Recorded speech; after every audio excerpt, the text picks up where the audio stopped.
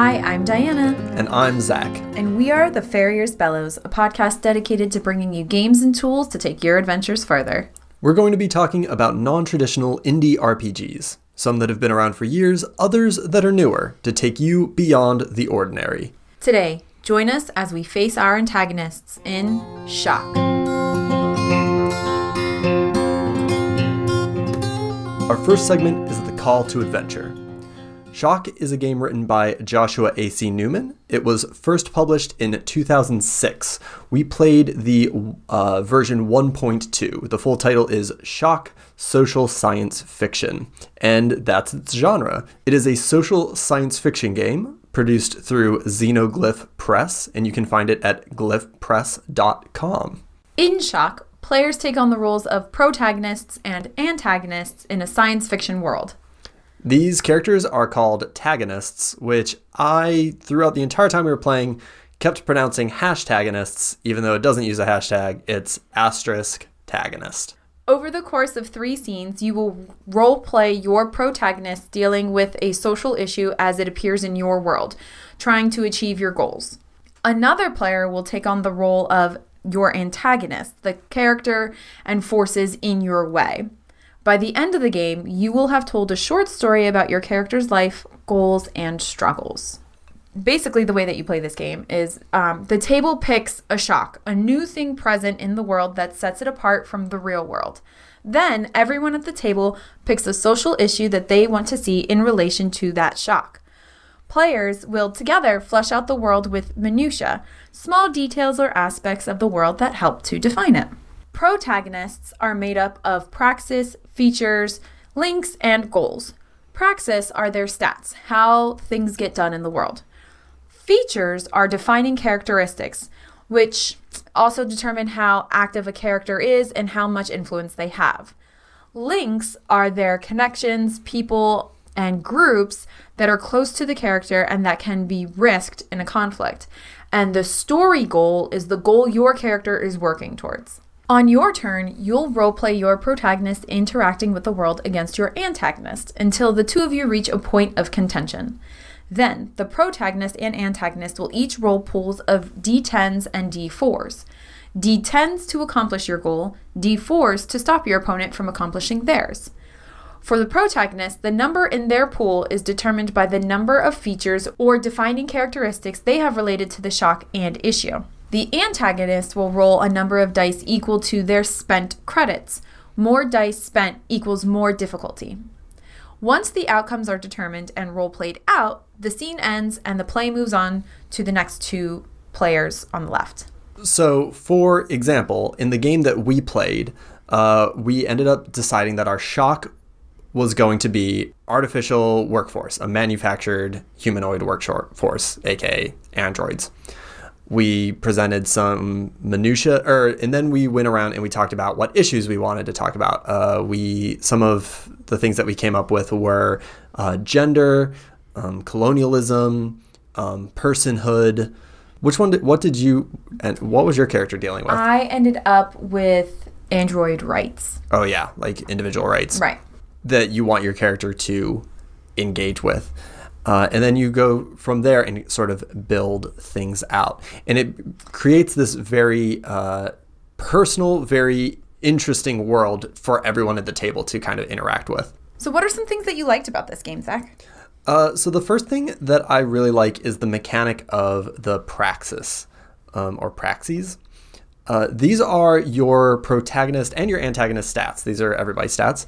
At the start of the game, once you've fleshed everything out, you know what shock, you know what issues, you know kind of like how that world looks, you determine your praxes. This essentially ends up resulting in 4 stats. You're coming up with praxes along 2 axes that determine how things get done in the world. So, for example, in our setting of artificial workforce, our 2 axes were force to negotiation and freedom to obligation. And anytime you're rolling, you are rolling for one of those stats along one of those 2 axes. And it sort of has a troll babe-like mechanic where for each of those scales, you are choosing a number between 3 and 8 and rolling d10s. if you are rolling the top praxis, you have to roll higher than the number you've selected. And if you're picking the lower axis, if you're rolling for the lower axis thing, then you're rolling below that number. Yes. And I was trying forever to figure out what game used a similar mechanic, so thank you very much for telling me that it was Troll Babe. Yeah. Because I forgot all about that. I liked that too. I like the simplicity of it. I will say that it does get confusing if you are not used to that mechanic to remember which way you're rolling. But that's just like a tidbit I'm throwing out there. Once you figure it out, once you like remember it or write it down, it's very easy to pick up. Well, so I actually had that noted in our things we had questions about, but I'll go to it now. We don't have to, because I also have things that I want to talk about, so we'll get there. Okay. We'll get there. Don't you worry. But I really like the praxis. I like that what this game is, through the praxis, what this game is saying is that there is no sort of standard set of stats that you can rely on for this type of game, because everybody's issues, everybody's shock, everybody's setting is going to be different. And what this does is it makes sure that everyone at the table knows what is important in your game. Like, we established that what we as players and what our characters care about is the difference between freedom and obligation. Mm-hmm. And so that's the things that we're going to explore. Those are the things that we're going to value. And I think that is a really vital part to exploring a social issue in the way that this game does. Yeah, I agree. It allows for that openness and that complexity that comes up whenever you're talking about a social issue, because there isn't a single social issue that is very straightforward. Everything is gray, and you have to be able to play with that. And so I did like that. That was nice. Or at least everything is different, right? Right. Like, force in negotiation is not going to be appropriate for every social issue. Yes. That's a different point than what I was saying, but yeah. Okay, yeah. Well, something that I liked was a little bit more table specific, but I really like how the player on your left is your antagonist. I really liked it because, one, it forces everybody to be the villain. So it's not like one person is out to get everybody else or out to get whatever. Like, you're all the villain because you're not really the villain, but you're creating the conflict for the protagonist to like grow and show their story in, which I really liked. It gives everybody a little bit of that GM role just for a little bit there. But I also especially like it because if you know that role going in, it can lead to some very interesting seating arrangements around the table, which we didn't know. I didn't know that going into this game. Mm-hmm. I wouldn't have sat differently because I was your antagonist, which was wonderful. But like in a different game, I would have made sure that I sat on your left. Okay. Versus you sitting on my left. I would never want you to be my antagonist, but I always want to be yours. I just think it's like a fun little mechanic in there. Like, for two reasons. I think it's fun because it plays with, the personalities at the table. But two, I like it because it gives everybody that GM role. Everybody is the GM for just a little bit, and it's nice. Well, and we also saw this in Questlandia. Correct. Right? And I remember in our Questlandia episode, I think we talked about how we felt that might be a little, or at least I think I said that I worried that it might feel a little limiting or feel a little bit arbitrary. In Questlandia, I felt like it did because it was like your connections. You only had connections with the people sitting next to you. This felt... Oh, that's right. It was the connections more so. This felt different because I'm helping tell your story, but I'm making it hard for you to get the things that you want. I am being the GM. I'm helping you tell your story, but I'm making it hard for you. Yeah, that's right. Because in Questlandia, it's like everybody at the table is your antagonist. Correct. This narrows down your antagonist just to the person to your left. Right. And I didn't feel like it was as arbitrary, and I think part of it is because you have a set character. Yeah. And it's not like, and your character is defined in opposition to the person to your right. Yes. Right? Versus everybody makes characters and then you have to find connections because of your seating arrangements. Correct. It felt a little different. Correct. Yeah. I also like it because the person to your left is your antagonist the entire time. Mm-hmm. If the antagonist had shifted or moved around, your story would have been told very, very differently because every antagonist is going to play it a little bit differently.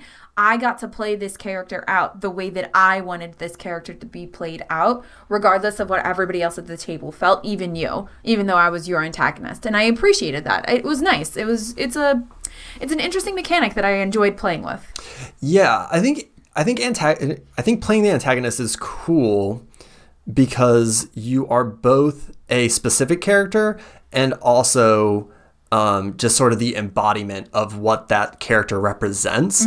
So for instance, the person to my right was exploring like a war veteran who wanted to be friends with this android, and I was actually playing the family that owned that android. And so I both got to be this like shitty steel magnate on the moon, and also be all of the forces that would represent how that family felt, right? About this like friendship burgeoning. Absolutely. And it just, it was cool. Is there anything else that you liked? Yeah. Another thing that I liked was during conflicts, what happens is you realize that you're at a point of contention, and then both the antagonist and the protagonist state their intent, what they want to accomplish in that conflict. And what I really like about intent is that it is not binary, and it in fact has to be mutually exclusive. It has to be mutually exclusive, so that the protagonist succeeding does not mean that the antagonist fails, right? And vice versa. You can both succeed. Yes. And I thought that made for really interesting stories. I thought it forced us to think very interesting about like what we as players and what our characters actually wanted, not just what they were trying to defend. You're never trying just to stay. No one, either the protagonist or the antagonist, is trying to maintain a status quo. They are always trying to move forward. You have options to try to also maintain the status quo, but your real intent whenever you act is to try to move forward. And I think A, thematically that's great. B, mechanically that's great because it is making sure the story is constantly moving. I thought it worked really well, that rule, and thinking about conflicts that way. Yeah, I agree. How about anything else for you? I really like the collaborative storytelling, which I think goes a lot. I think it kind of hits on everything else that we've already talked about that we like so far. But I really enjoy the collaborative storytelling, being the antagonist and then getting to be your own protagonist, setting those intents and how they can't be mutually opposite of each other. I don't know. I enjoy when I was participating in this game and when I was playing this game. I enjoyed playing this game. It was fun. It was a fun story to tell. Yeah, I think just the theme of this game like makes it fun and engaging. Like I'm a big science fiction. I don't know if I'd say I'm a big science fiction nerd. I like science fiction a lot. Right. I'm not all that knowledgeable, but I really like science fiction, and being able to tell these stories just feels really good. Yeah. Yeah, I agree. I think a matter of genre. And I think not having complete control over your story helps alleviate some of the pressure that can sometimes come when you're telling these stories. Because you're collaboratively telling this story with X number of people at the table, you know, I think it takes some of that pressure off of you, and you get to explore it a little bit more, and you get to go a little bit deeper, and you get to actually have fun with the game. Because sometimes with these games, they can get very heavy and they're not fun. They're interesting and you should play them, but they're not fun. But I had fun with this game. I really liked my character. I had fun with my character. Yes. I definitely think this is a game that can get very heavy. Yes. Agreed. But it was also very entertaining. I think along the lines of like the collaborative storytelling, I am starting to get a little worn out on GM-less games. I'm finding GM-less games like highly exhausting. I'm starting to get to that point because you need to be constantly on is kind of how I'm feeling.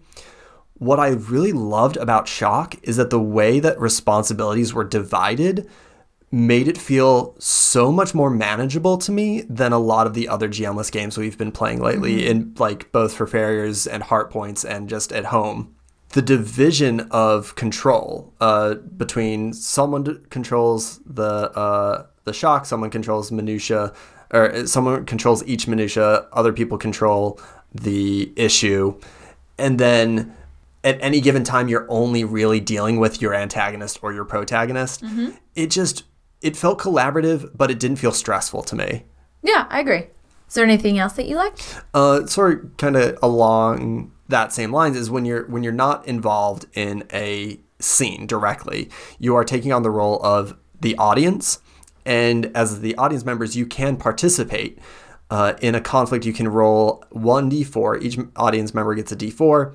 Whoever rolls the highest gets to add to the story in some way. Yes. Adding their d4, adding or subtracting to the d4 to either of the different actors. And I like that because I think that's a good way to make sure people are staying involved on their turn, that they're listening and that they're actively paying attention and that they're still contributing and not just kind of zoning out. I do kind of wish that there was a way for multiple audience members to take part in the scene actively, versus just everybody rolls, whoever rolls the highest gets to do something. Yeah. It feels a little, there's not like a ton of payoff for other people in the group, but I did like that there was at least a little bit of incentive there to make sure everybody's taking part. Yeah. Is there anything that you had questions about? So exactly piggybacking off of what you just said, it can take a long time to get through one round. We played with 4 players, and it took us about 45 minutes per round. And that's not like atypical for a game, but when you think about it, if you've already been the antagonist and you've already been the protagonist, you've got 25 minutes of doing nothing but sitting there and listening and maybe rolling. And if you roll and you're not the highest, you're doing nothing. And I have attention issues. Not going to lie about it. I get my brain just goes off in directions. It just does. It doesn't matter what I'm doing or how engaged I am in it. My brain just kind of goes off. And I found myself several times while playing this game being like, I don't really need to pay attention to this story because I know who I would help if I got the highest number. So it kind of doesn't matter. I'm not going to pay attention. And then I would have to be like, nope, yes, you do. You have to pay attention to this story because this story is important to the story and you still have to pay attention. And why are you thinking about grocery shopping? Go back to this list. And this might be a Diana issue. I'm fully aware that it might be a Diana issue. But when you're playing, so it's kind of the opposite of what you were saying. Like if I don't have a thing to do almost the entire time that I'm playing the game, my brain will go off to do something else. And I know that this isn't a specific to Diana issue. This is an issue that is true for very many people, not all people, but very many people.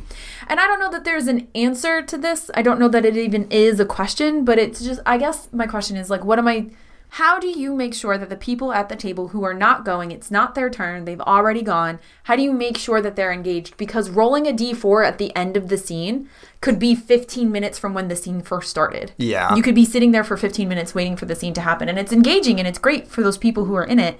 But their story has nothing to do with me and my characters. Yeah, it's not. So I have a lot of feelings about people who don't pay attention to scenes they're not in. Yeah, I know. In role playing.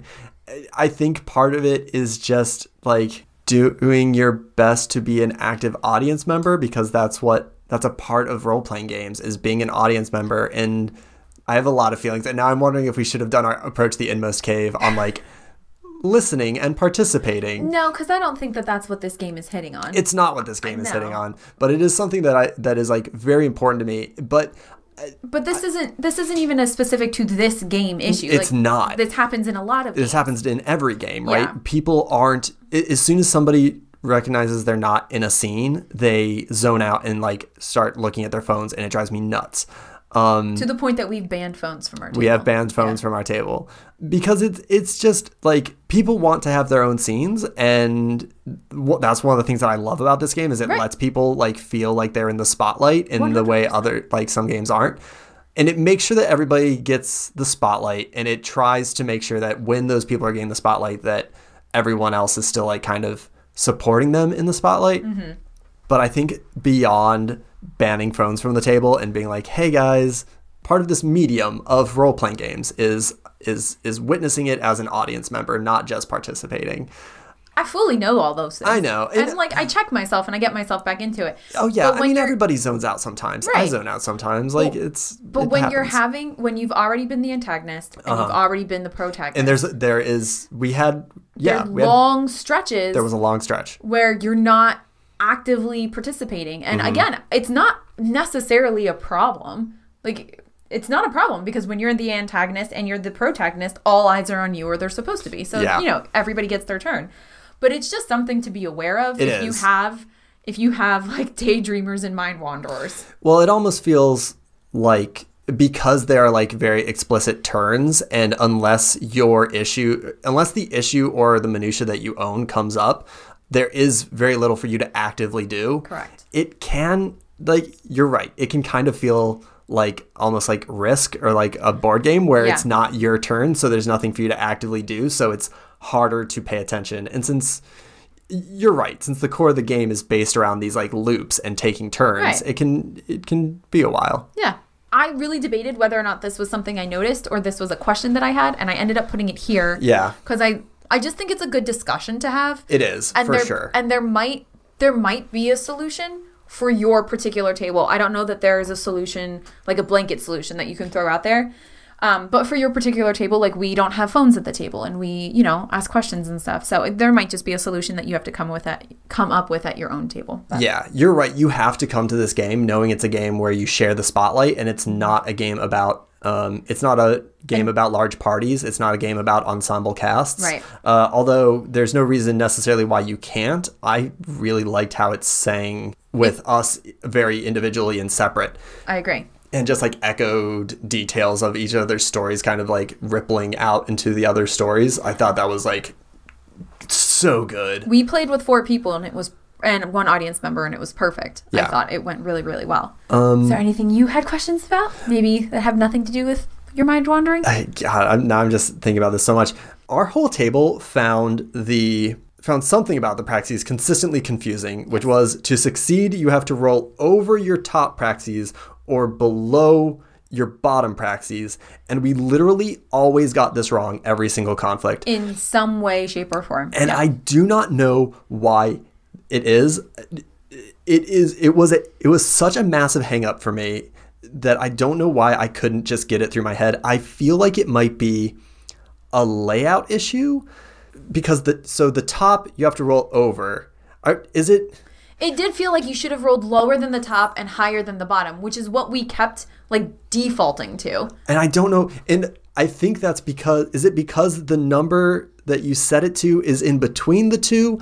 I don't know. There was something visually that I could not get it through my brain. It drove me nuts. It's nothing wrong with the game or the mechanics. It's something. I don't know if it's a layout thing or if it was just our own understanding or if it's from Trollbabe. I don't think so. I think it was the same thing in Trollbabe. I do not know why I could not. Yeah. Why it did not work for me, but I got hung up on it every single time. Has anyone else dealt with this? Right. How did you solve it? Why is this such a hang up for me? Right.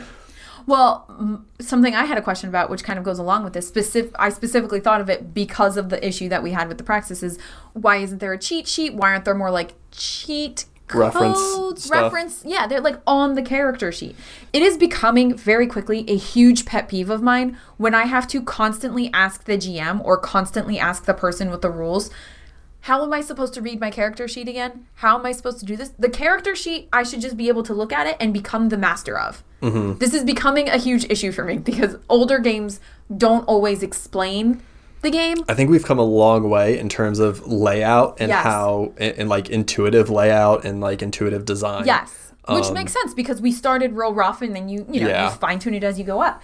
But it is becoming a pet peeve of mine that I'm just like, I need my character sheet to be understandable to me. I don't need to be asking somebody else to clarify something for me. I should be able to find the information I need on my character sheet or on some sort of cheat sheet. It doesn't necessarily need to be on my character sheet, but on something that like is a reference.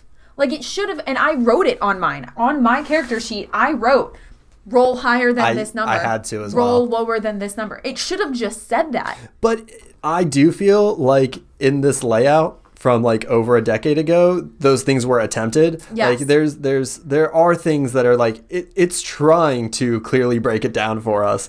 And I think we've just maybe become spoiled. Very possibly. Very, very possibly. But I am spoiled now, and I want my character sheet to tell me these things. Use your words. Just to be super explicit. Use your words. I honestly feel like the antagonist sheet might be more explicit than the protagonist sheet. I agree. They're both they're great. We're getting nitpicky here. We are, but that's because we can get nitpicky. There's not like big huge issues that we need to draw attention to. Like we get into the nitty-gritty of the things that we dislike or like or prefer or don't prefer, because otherwise there aren't big issues. Yeah. What are some things that stood out to you? Despite this game being about individual stories, and despite all of us having our own individual kind of like scenes, I thought that everybody's stories and everybody's scenes fit together really nicely and came together very nicely, especially under the title of the shock, right? Like, or the category of the shock. I think it all worked out really nicely and played together very nicely, even though our stories did not have to do with one another. Yeah. Like, at all. What was happening to me had nothing to do with anybody else. My character was in its own little world doing its own little thing. And, I mean, it had some implications at the end of it. But I just think that was really interesting, and I really liked how that kind of all came together very nicely. One thing that I noticed that I liked that is neither like thematic or mechanical is the play example. There's this wonderful combination, like prose, short story, and play example about these vacuumorphs.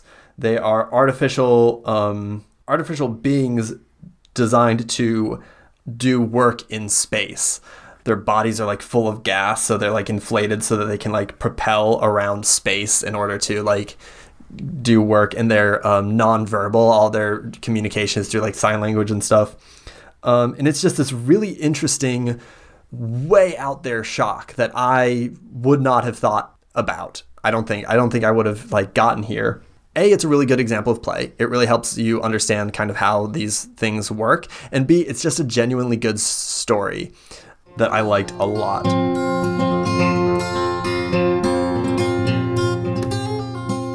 I think we can approach the Inmost cave if you're ready. The thing that I want to talk about this week is the concept of social science fiction and what social science fiction is as a genre, and like why it's one of my favorite genres and favorite subgenres of science fiction. Speculative fiction tends to be defined by its novum, right? The novum is the new thing. What in this game is referred to as the shock. I've like when I've read on sci-fi or like done anything, I've seen the term novum used. And depending on the characteristics of the novum, what it is, how characters and the readers respond to it, or how they are intended to respond to it, we get different subgenres of science fiction. So if the novum is unexplained and doesn't have any basis in reality, you get fantasy. If the novum is attempted to explain through like scientific real world mechanics, even if it's not like really real science, it becomes science fiction. If it's like very hardcore science, then we might get hard science fiction, stuff that's tried to be like based in reality. If we get a novum that's based around the melodramatic family dramas centered around space travel, right? You get space opera. When you use a novum to explore a social issue, a social ill, a problem that people in the real world are facing, you get social science fiction. Science fiction that's based around society. And this game does that so well, in it feels like you are making a short story anthology at the table based around this shared setting, when other games make you feel like you're writing a novel or you're like telling like a grand epic. This game is making you tell a small personal story about how people exist and how people deal with issues. And because you're dealing with issues in the real world through the lens of this novum, it feels personal. It feels like something that you care about. Everybody brings an issue to the table that they want to see explored through this shock, through this novum, and then you get to see it play out. It feels like good sci-fi. It feels like sci-fi that's worth something. There's lots of sci-fi in which the novum isn't used to any thematic effect. The novum isn't used to say anything higher than just have fun with it. And that's great. That's fine. There's nothing wrong with that. But I've always found that science fiction means the most to me when it is used to explore something intentional. When I was teaching freshman English, we had to read The War of the Worlds. And I would have students who had never read sci-fi before or who didn't care about it, didn't want to engage with this. And what I would try to explain to them was like, this idea that Britain, which was this imperialistic superpower at the time, was conquering the world with advanced weapons and with germ warfare, and wasn't seeing other people as anything more than resources to be exploited. And then H.G. Wells writes this novel for the English populace about a force coming to England that uses advanced technology, germ warfare, gaseous warfare, and doesn't view them as people, but views them as resources. And how that wasn't just a horror story. That wasn't just a adventure story. That was a statement about a social issue that H.G. Wells saw. That's where sci-fi really sings. And that's what makes this game so interesting and valuable to me, that I got to explore an issue in a engaging and interesting way. And like you said, it was fun. These stories feel small and personal, and I'm certain you could tell a big world-changing campaign, but I loved the way that this worked. I wonder, just from what you were talking about, this game was, or the version that we played, or this game was written in 2006? The earliest release I could find was 2006. I think 1.2, the version we played, was a little bit later. Okay. But still, okay, so let's just go with 2006 because that's the number that we have. This is 13 years later, and a lot has happened in our current world towards social justice and social issues and talking about social issues. And I wonder, I'm just curious about how this game would have played in 2006 versus how it plays now. We were very comfortable hitting on these social issues and telling these stories. And I wonder if games like this and conversations that this game led to participated in some way in making it very comfortable for us to hit on those social issues and talk about those social issues. You know what I mean? Like in 2006, It's not like we were 1950s Britain, but like we weren't 2019. So like I wonder how these conversations would have played out and how this game would have played out. It's just something I'm curious about. I don't know that that's something we need to talk about here, but. Well, I think that science fiction plays a huge role in how people envision the future and how people envision social issues evolving and changing. Yeah. Speculative fiction in general just plays such a huge role in how people envision a future world, because it allows you to view social issues sort of like from a safe distance or from a new angle that you might not have experienced, which is, I think is just one of the strengths of role-playing games as well, right? You get to explore angles and issues and embody them in ways that feel personal, that you wouldn't necessarily experience in real life. But I do think that this game is still highly relevant today as it was in 2006. And even just reading like the Vacuum Morph story and seeing like the way that the game breaks down science fiction in general, I absolutely think that this is a game that if you care about exploring issues, if you enjoy exploring social issues, this is a game that needs to be on your shelf, I think. If you are the kind of person that likes social science fiction, this game needs to be on your shelf, I think. I agree. Do you want to talk about the new player front? Speaking of if you need to have this game, speaking of if this game should be on your shelf, do you want to speak a little bit to like kind of the ease of coming to this game as a newer player? Sure. So I'll actually talk about like if you're a newer GM, this is a GM-less game. So this is a pretty good game to start off with if you are a newer GM. Obviously, somebody has to read the rules and be able to walk everybody through world and character creation. So that being said, I think this is like a new host-friendly game. If you are new to GMing a game and you just want to kind of understand how to walk someone through world and character creation, I think this is a pretty good way to do it. I know I told you when you asked me if I thought this would be an easy game to GM for your first time, I said, yeah. This was I got this game a long time ago, like when I was first getting into RPGs. And I had run some Mouse Guard, run some Apocalypse World, ran some Firefly and Hunter the Reckoning. And when I read the rules for Shock, I had no idea what it was telling me to do. I had genuinely no clue. So then you lied to me, and this is not a new GM/host player friendly game. I think it is a game that requires you to print it out and try to play it. Okay. And once you start looking at the I think it is a little bit difficult as it is to read it and understand how the moving parts work until you're actually looking at those parts. Once I think you're looking at it, I think it's easy to host. That makes sense. But I think You just have to like get into it to get it. Yeah. Yeah. Now, I can speak to this without having to confer with anybody else who's then going to change his mind halfway through my saying it. As a new player, I don't think that this game is terribly complicated or super confusing. We already talked about the parts that we found confusing, and I think those would be the parts that are confusing for new players. So if you know that going in and you make sure to write higher than this number, lower than this number, next to the stats that you need to roll higher than or lower than, I think that kind of takes care of that. But as a new player playing the protagonist, I think that this is pretty straightforward. It's pretty simple. You're just role-playing. And again, all of the things that I've ever said about role-playing and how maybe that's not the new player-friendly, like that itself isn't new player-friendly, that still stands. But I don't think that you need to go very heavy in the role-play in this game. I will be honest. I think my role-play scenes for my protagonist when we played this game were the shortest. I don't think I did a very long job with it because I went straight to the thing that I was trying to get at. And it worked out fine. I still told a pretty good story. I didn't need 15 minutes of role play. I was just like, okay, I'm going to try to do this thing. My antagonist worked with me and I tried to do it and then I rolled. It didn't take very long. So I still do think that this is a new player-friendly game. The thing that I like about this game, especially for new players, is that you do not have to play a protagonist or an antagonist. You can play as an audience member.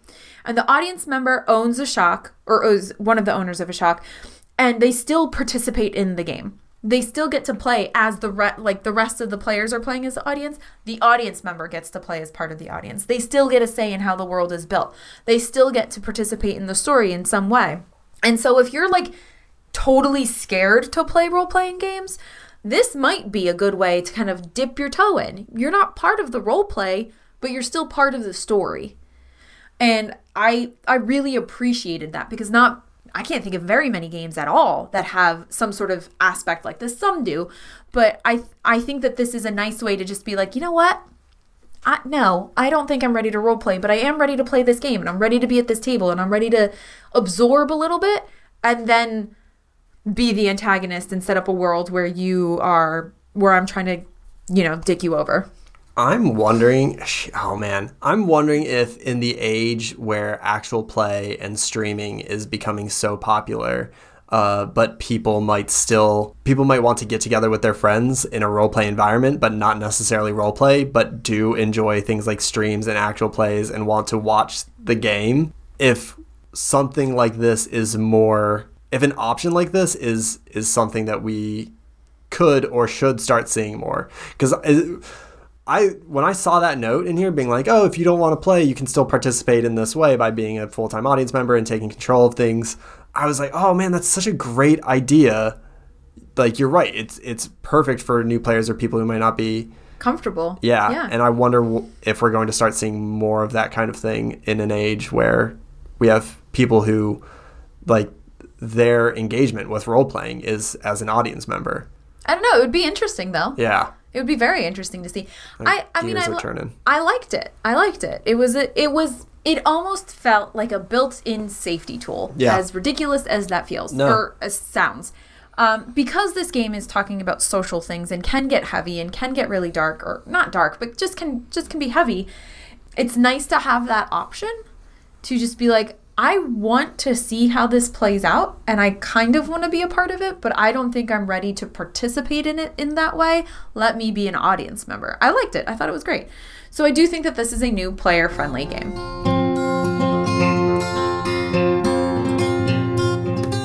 Oh, should we return with the elixir? I think we should. So I wrote a whole bunch of things, so I'm going to go first. Okay, have fun. One of the things that I love most, as I've said about this game, is that it feels like everyone at this table is telling a short story. They're creating a short story. It's small and it's personal and it's about an individual in this world. And so I think reading science fiction short stories is one of the best things that you can do to learn more about this game or to give you more ideas about this game. To that extent, one of my favorite magazines, Lightspeed magazine, has this great series called the Destroy series, where they publish own voices stories dealing with social issues through speculative fiction. They have people of color destroy science fiction, queers destroy science fiction, and women destroy science fiction.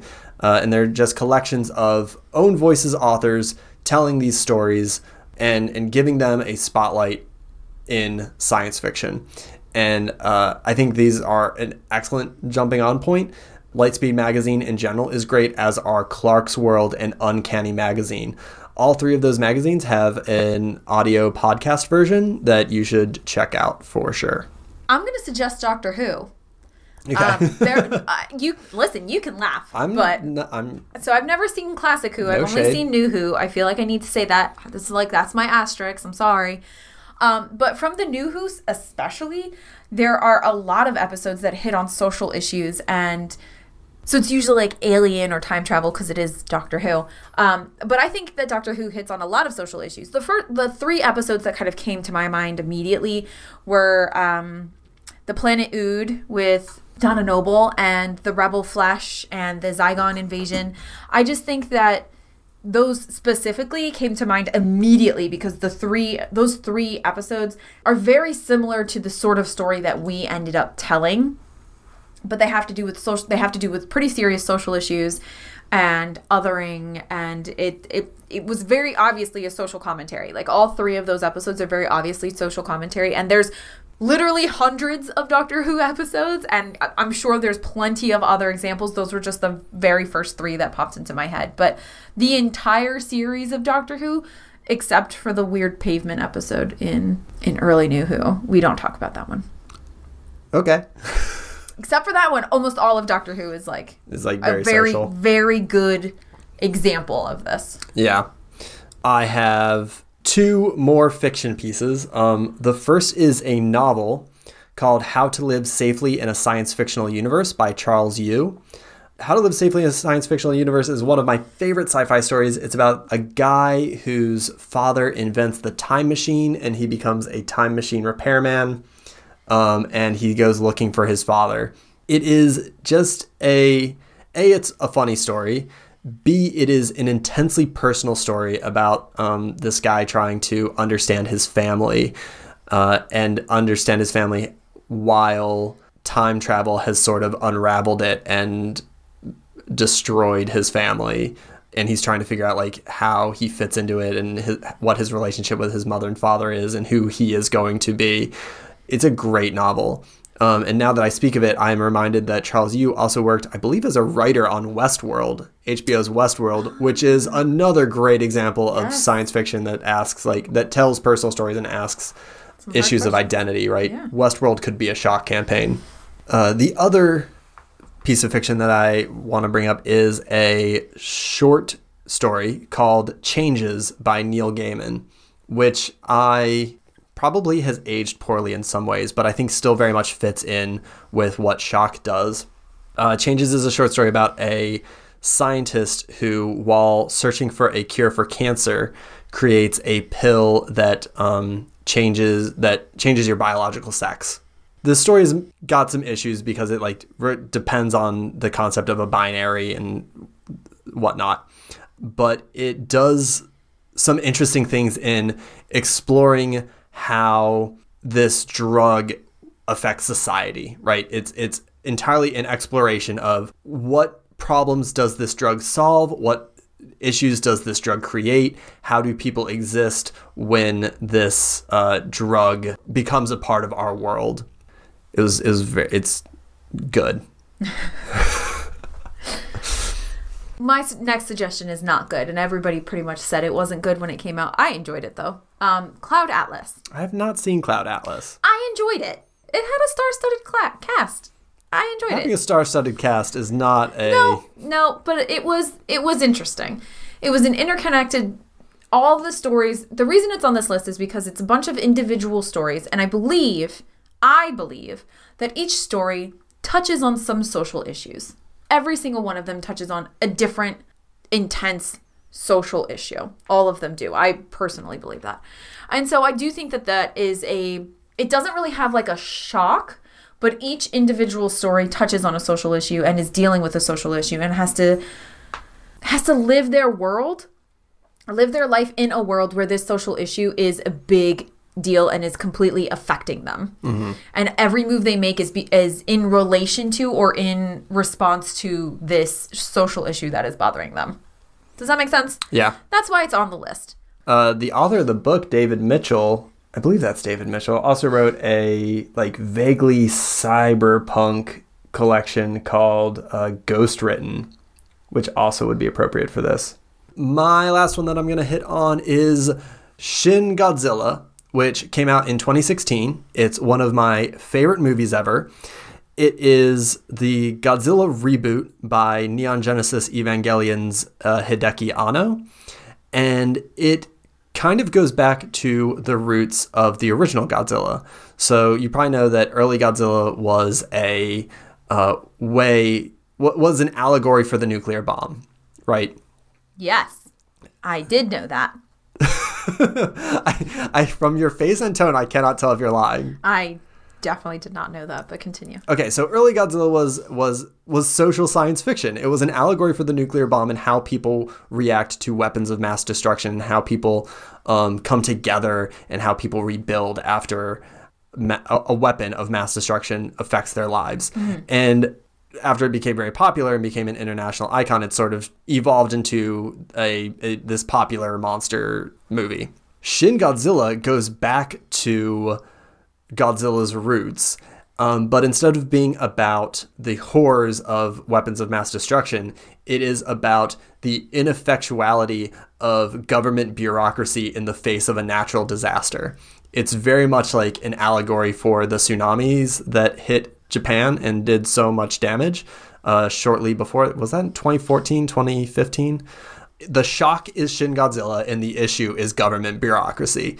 And it's so good. It is one of my favorite movies because it hits exactly what I was talking about in terms of like how well science fiction can explore real world issues, because it is heartfelt and serious and talks about how horrifying it is to be at someone else's mercy. And it also has a giant transforming monster. Those are your favorite. It's just really good. So I highly recommend Shin Godzilla. My last one was a British TV show called Humans.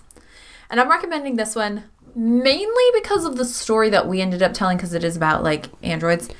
But I do think that it is a very good example of how a shock would affect the world, essentially.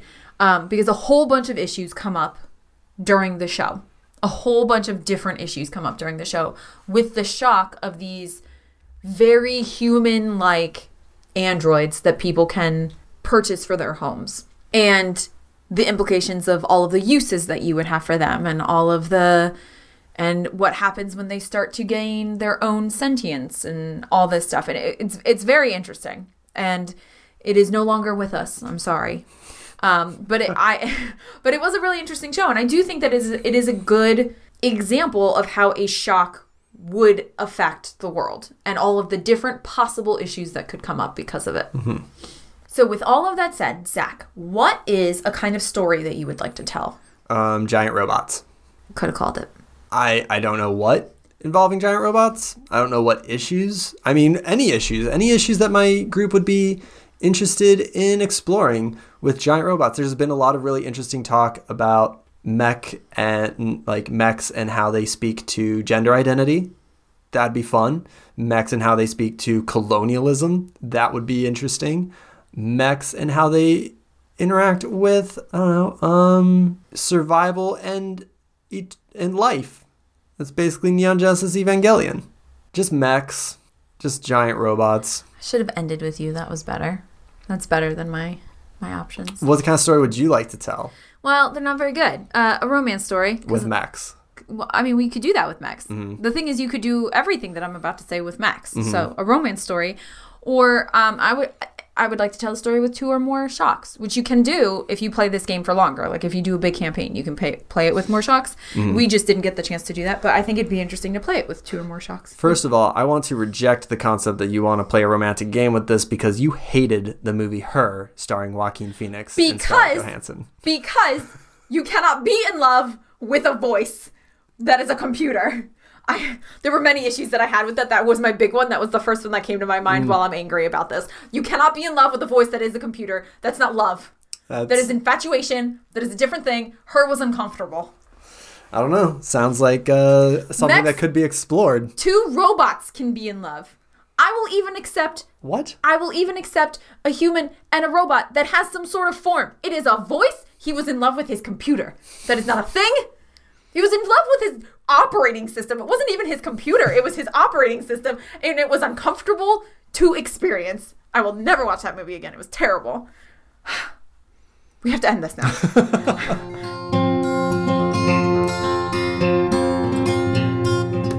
The Ferris Bellows is a production of The Gauntlet.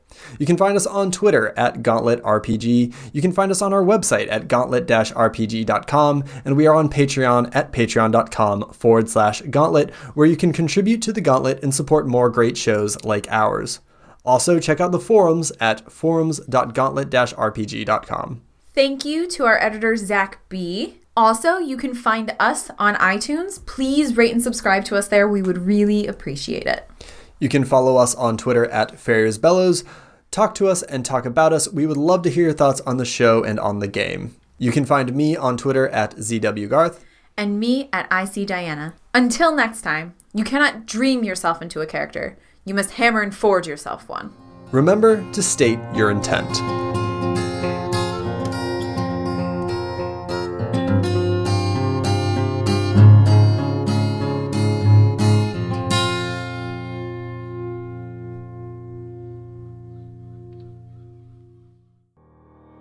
Hello listeners, we have 2 important pieces of Codex news to share with you.